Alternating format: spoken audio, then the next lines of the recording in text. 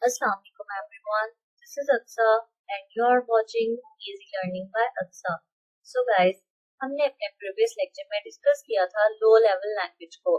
Then हमने उसकी further two types को डिस्कस किया था, मशीन लैंग्वेज और असेंबली लैंग्वेज. आज के इस लेक्चर में हम बात करेंगे हाई लेवल लैंग्वेज की. सो लेक्चर स्टार्ट करने से पहले आप सबसे रिक्वेस्ट है कि चैनल को लाइक, सब्सक्राइब और शेयर लाजमी करें. So let's start our today's lecture. High level languages. A type of language that is close to human languages is called high level language. ऐसी लैंग्वेज जो कि ह्यूमन के नजदीक होती है उसे बोलते हैं हाई लेवल लैंग्वेज.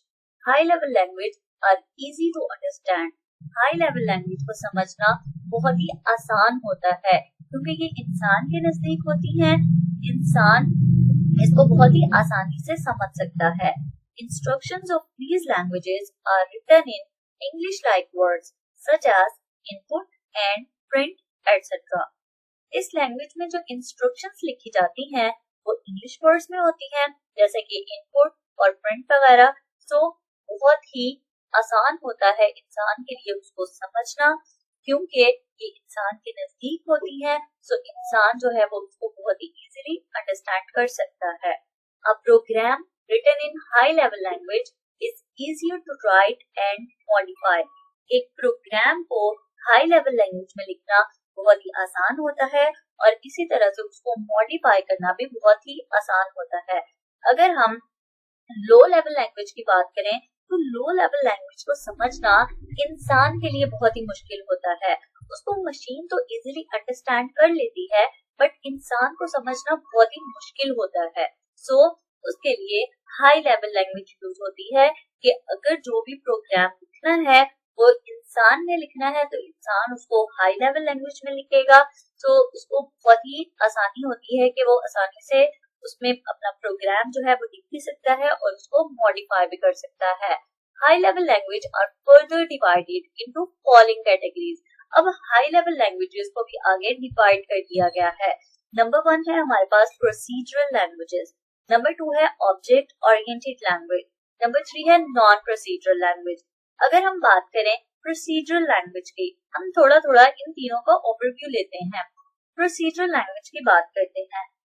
जिस तरह हमारे पास मशीन लैंग्वेज को हम फर्स्ट जनरेशन लैंग्वेज बोलते हैं, असेंबली लैंग्वेज को सेकंड जनरेशन लैंग्वेज बोलते हैं, इसी तरह प्रोसीजरल लैंग्वेज हमारे पास ऐसी लैंग्वेज है जो कि थर्ड जनरेशन लैंग्वेज भी कहलाती है. इस लैंग्वेज में प्रोग्राम में जो सेट ऑफ इंस्ट्रक्शंस होता है वो प्री डिफाइंड होता है. कंप्यूटर जो है वो इंस्ट्रक्शंस को उसी सीक्वेंस में एग्जीक्यूट करता है जिस सीक्वेंस में इंस्ट्रक्शंस जो है वो लिखी गई होती हैं. इस लैंग्वेज में लेकिन ये करना पड़ता है कि यूजर को हर बात कंप्यूटर को बतानी पड़ती है कि क्या करना है और कैसे करना है. दोनों काम ही कंप्यूटर को समझाने पड़ते हैं कि क्या करना है और कैसे करना है, what to do and how to do. So ये उसका थोड़ा सा आप डिसएडवांटेज भी कह सकते हैं. So अगर हम बात करें ऑब्जेक्ट ओरिएंटेड लैंग्वेज की, इसमें क्या होता है कि इसमें प्रोग्राम जो होते हैं ना ये ऑब्जेक्ट की बेस पे लिखे जाते हैं. अब ऑब्जेक्ट क्या है? ऑब्जेक्ट रियल वर्ल्ड में किसी भी पर्सन, थिंग या प्लेस को रिप्रेजेंट करता है. सो थर्ड पे बात करते हैं नॉन प्रोसीजरल लैंग्वेजेस की. नॉन प्रोसीजरल लैंग्वेज को हम फोर्थ जनरेशन लैंग्वेज भी बोलते हैं. इसमें यूजर को कंप्यूटर को बताना पड़ता है कि क्या करना है, व्हाट टू डू, लेकिन ये नहीं बताना पड़ता कि कैसे करना है. सो ये थी हमारे पास हाई लेवल लैंग्वेज की आगे 3 categories: procedural language, object oriented language और नॉन प्रोसीजरल लैंग्वेज. सो अगर आप सबको लेक्चर पसंद आता है तो चैनल को लाइक, सब्सक्राइब और शेयर लाजमी करें. Thank you.